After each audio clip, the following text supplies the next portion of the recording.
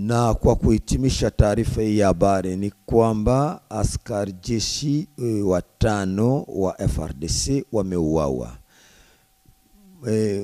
Resoti mmoja wa Shine ameweza kunyakuliwa na silaha kadhaa zimeweza kuchukuliwa. Ni wakati wa shambulio la kuvizia ambalo limeweza kuendeshwa siku ya posho ya tarehe 26 Aprili katika tarafa la Kalemi jimboni Tanganyika, kama zilivyojulisha duru za mahali.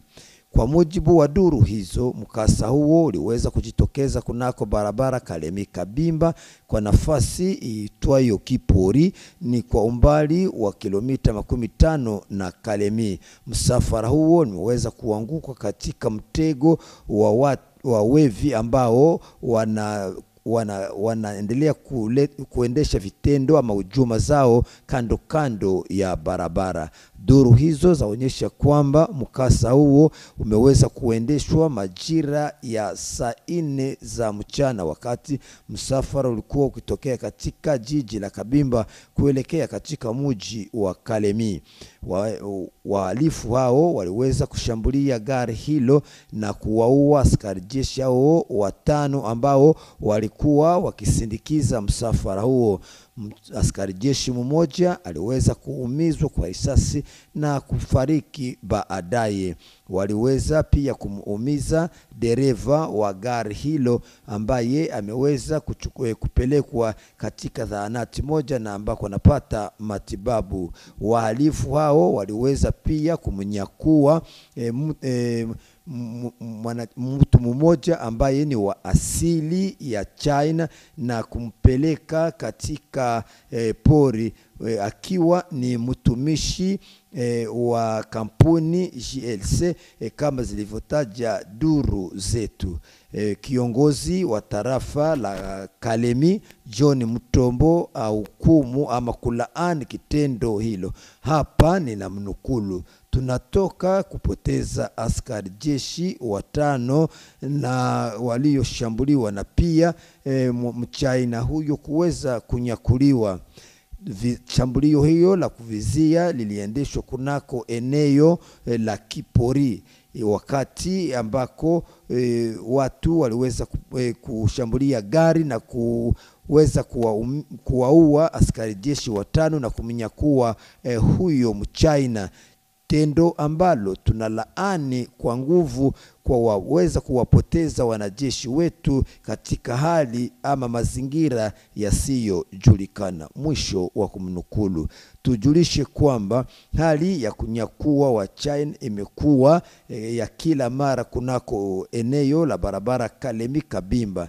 Kwa mwaka wa 2024 askari jeshi wane wa majini ambao walikuwa pia wakisindikiza msafara wa shirika hilo waliweza pia kuuawa na magaidi hao kunako eneo hilo, wakati wa China 4 walitekwa nyara. Jeshi la taifa FARDC na jeshi la wazalendo wanaopatikana kwa sasa kwenye vijiji vya Nyangwi Rugenge katika wilaya ya Katala usultani wa Bavira wakubaliana kuhudumu kwa pamoja ili kulinda usalama wa raia na mali yake.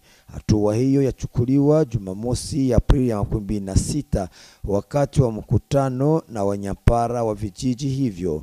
Mkutano huo uliendeshwa chini ya usimamizi wa mkuu wa kijiji hicho mbele ya raia wa eneo hilo na watawala wake. Tumsikilize Bwana Shirika Rushanika Moize, mkuu wa kijiji Nyangwi Rugenge.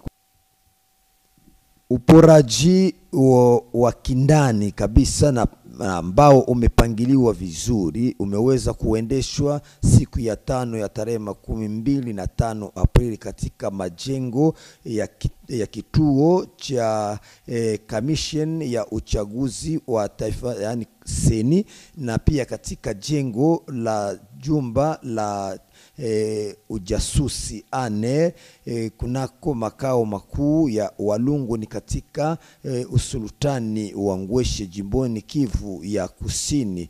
Duru za mahali zaonyesha kwamba gari moja kubwa ambayo ilikuwa ikichungwa na magaidi wa M23 iliweza kuchukua vitu vyote vya ofisi hizo na kuweza kuelekea mahali pasipo julikana.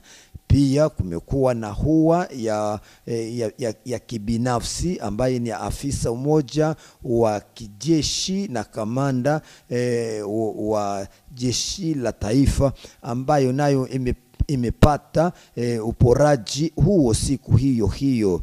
Tujulishe kwamba tangu magaidi wa M23 AFC waliweza kutawala mji wa Goma na mji wa Bukavu, washtakiwa kuendesha vitendo vya uporaji hasa katika majengo ya vituo vya umma. Toka hapa Uvira mjini kujielekeza katika bonde la mto Ruzizi ni kwamba mwanamume mmoja ameweza kujipa kifo kwa kujinyonga Jumamosi ya tarehe 26 Aprili kwenye kata la Kenyonda katika kijiji la Sange. Habari hiyo ikiwa imetolewa kwetu na mashirika za kiraia na kuthibitishwa naye mkuu makamu wa tarafa la Uvira usikaya na masuala ya uchumi.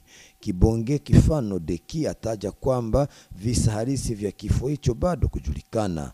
Mkuu huyo wa tarafa amethibitisha kwamba vitengo vya usalama vyaendelea na uchunguzi ili kugundua visa vya tukio hilo.